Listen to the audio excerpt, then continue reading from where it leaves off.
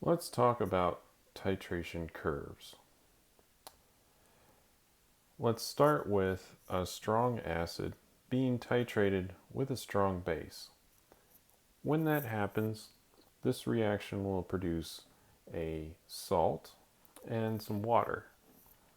And this salt, in this case sodium chloride, because it's from a strong acid and strong base, has no real acid-base properties, so we won't need to consider it when doing pH calculations based on a titration curve with a strong acid and a strong base. If we have a weak acid or a weak base involved, then we will have to consider what's over on this side. But for now, we can ignore all of this because it is simply salt water. All right, let's say that we have a 10 milliliters of hydrochloric acid and the concentration is 0.2 molar.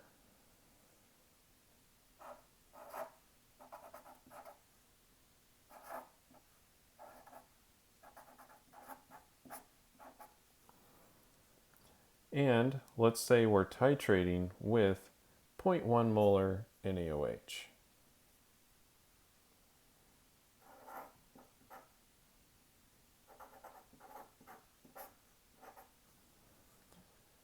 It's very typical to titrate with 0.1 molar, and you may have done that in the laboratory. All right, when we're calculating a titration curve, we usually do it for several volumes of titrant added, often starting before we add any titrant. So, let's calculate the pH if we add no NaOH to it. And simply we'll take the concentration of HCl, which since it is a strong acid will completely break apart into solution, and we just take the negative log of 0.2. And if we were to do that, I'm going to keep track of all of our values over here because we have space. So we'll just take the negative log of the H plus concentration, which in this case is 0.2 because we have not reacted any NaOH with it.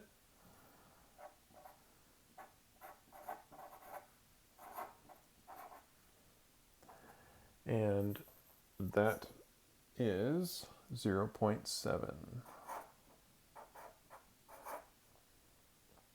So we're starting off at a fairly low pH, but that's to be expected because we have a strong acid.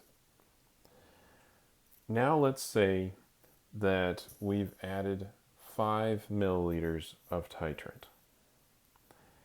So what is the new pH in this case? Well, what we really have is a limiting reagent problem. We're going to use up one of these reagents first, and then we'll need to know what's left over. Once we can calculate what's left over, we can determine the concentration of either H plus or OH minus in the solution, and then from there, we'll determine our pH. So, here's how to determine the limiting reagent problem from a lot of titrations. Most titrations in an acid-base situation are going to be 1-to-1. That is, 1 mole of HCl will react with 1 mole of NaOH.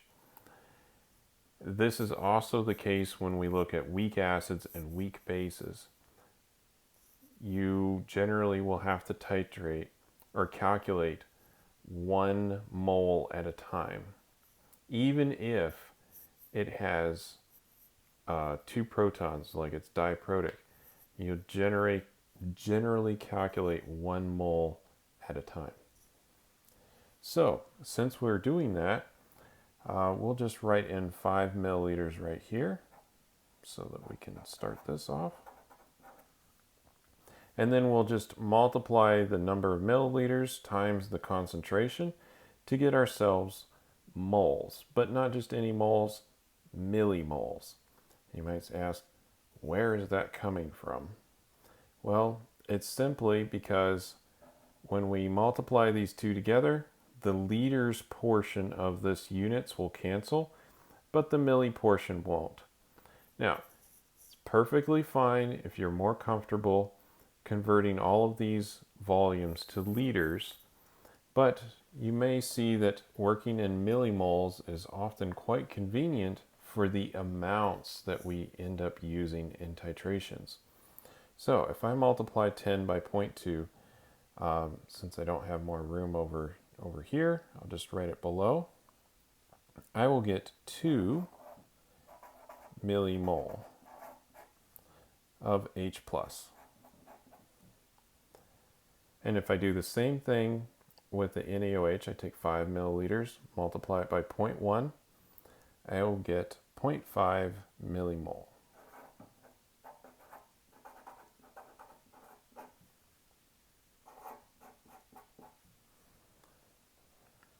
Okay, so you may notice that if we had instead worked in liters, then we would have 0.002, and in this case we would have 0.0005.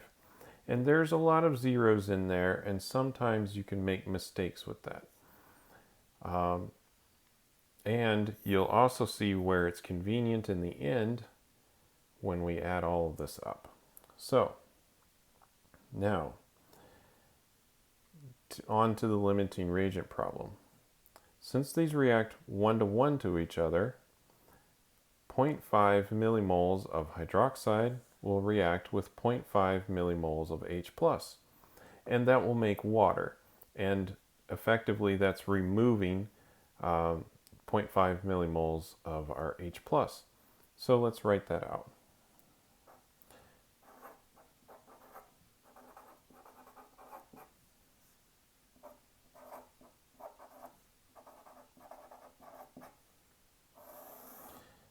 So when we do that subtraction, we will have used up all of the hydroxide, so we'll be left with none of that.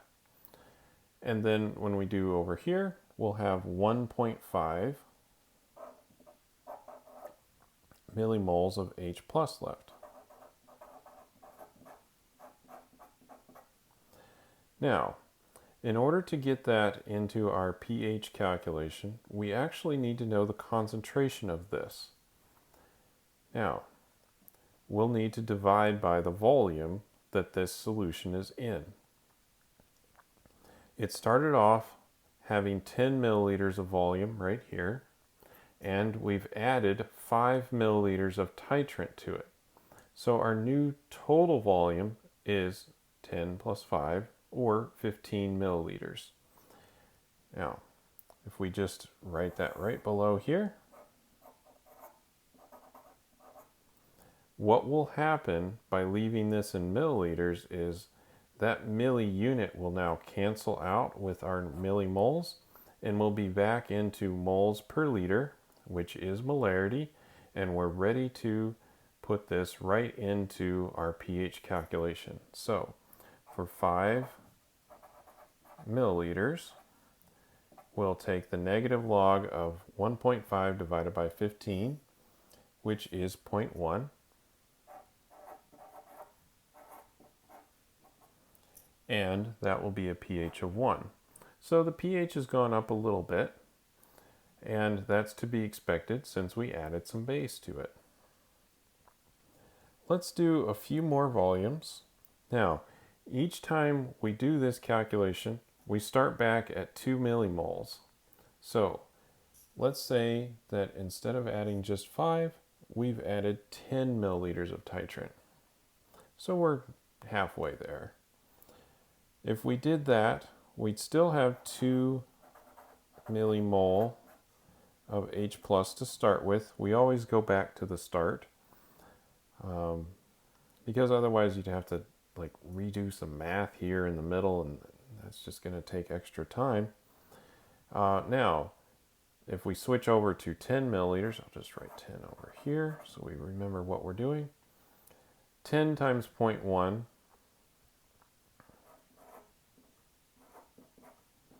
is 1 millimole. So 1 millimole is still the limiting reagent because 1 is less than 2. So we'll subtract 1 from both. And we'll see that we don't have any hydroxide left. And we have 1 millimole of H plus left. And now we have our new total volume should be 10 plus another 10 milliliters, so 20. So we'll divide that by 20. Again, the millis cancel out. We're back into molarity. And in this case, the molarity is 0.05.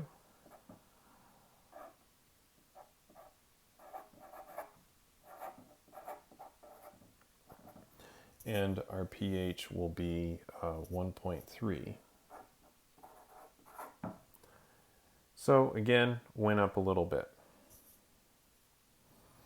Now let's skip ahead a little bit and let's get very close to the actual equivalence point. And let's go with 19 milliliters. So just one shy of 20, which would be 2 millimoles of each. And let's calculate for that. And if we do the same thing, it will end up looking very similar, except in this case we'd have 0.1 millimoles left, and the new total volume would be, let's see here, 29 milliliters. So in the interest of saving a little bit of space here and speeding up this video, we'll just write what the answer actually is over here. So we should have 0.1 millimoles divided by 29 milliliters, which is 0.00345. And that pH should be 2.46. So still quite low, but remember we have a strong acid in here, and strong acids tend to have a low pH. Now, what happens when we get to 20 milliliters added? Well, at 20 milliliters added, we'll have 2 millimoles of H+, because we always had that to start with, and we'll have 2 millimoles of hydroxide. And so they're equal to each other. And so what's left over, since we have exactly the same amount of HCl and NaOH, is we have no limiting reagent. They're perfectly equal amounts. That means that the only thing that's in solution is sodium chloride and water, and that will have a pH of 7 because that's a neutral mixture. So we can just write 7 down without having to do any extensive calculations to find that. And that's simply because we know that when we titrate a strong acid with a strong base, our pH at the equivalence point should be 7. Now, what happens if we get a little nervous or we make a little mistake and we add 1 additional milliliter over the equivalence point? Oh no, 21 milliliters. Perhaps we just want to make sure that we've reached the end point and we went a little far or slipped. Well, let's see how our calculation works. We'll still have 2 millimoles of H+. Again, this isn't changing because we're not adding any HCl to the mixture other than what we started with. And over here, we'll have 21 times 0.1, which is going to be 2.1 millimole of base. So now our limiting reagent has switched from being the hydroxide to being the H+, because I have a little bit less of the H+ than I do of the hydroxide. And I can label that here, actually. So we'll just simply subtract the smaller number because that's the limiting one. So if we do that, then I won't have any H plus left, and instead I will have 0.1 millimole of OH minus. And that should be in a solution that is 31 milliliters, because 21 plus 10 is 31. And this is my concentration of OH minus, which is 0.00322.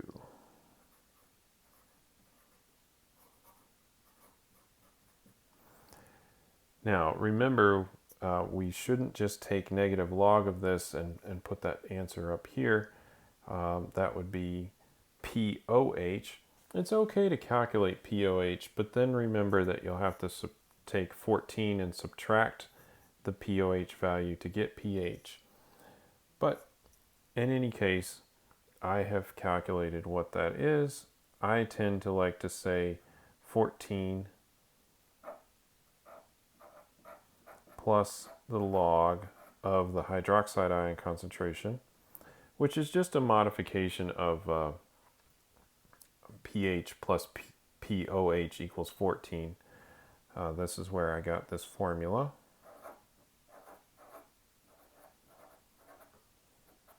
And in this case, that equals 11.551. So this is quite basic.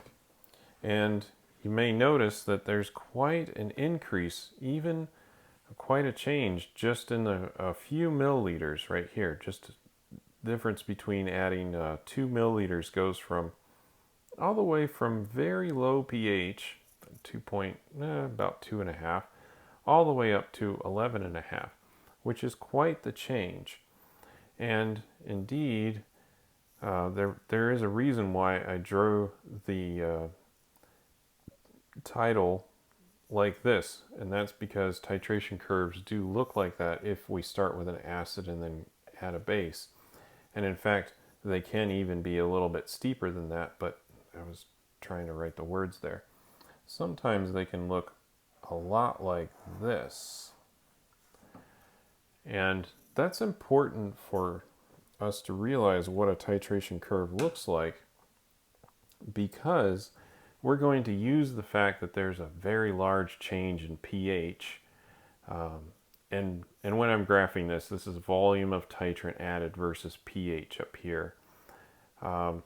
So for a very small amount of titrant added, very small increase in volume, I get a very large increase in pH. And that very large increase in pH is what's going to allow me to very accurately determine the end point using an indicator, because indicators are actually just weak acids and weak bases that change color when they change from the acid phase, acid form into the base form, or the other way around. There's lots of different indicators out there, but one of them that you probably used is phenolphthalein, which when it's in its acid form is clear, and when it's in its base form is very bright pink. And that change happens around pH 8 to 9. But you can see here that since the titration curve is very steep around that area, it can only take one drop to change the color. And in fact, it can be frustratingly small amounts of titrant to change the color. So this is an example of doing a titration calculation using a strong acid and a strong base.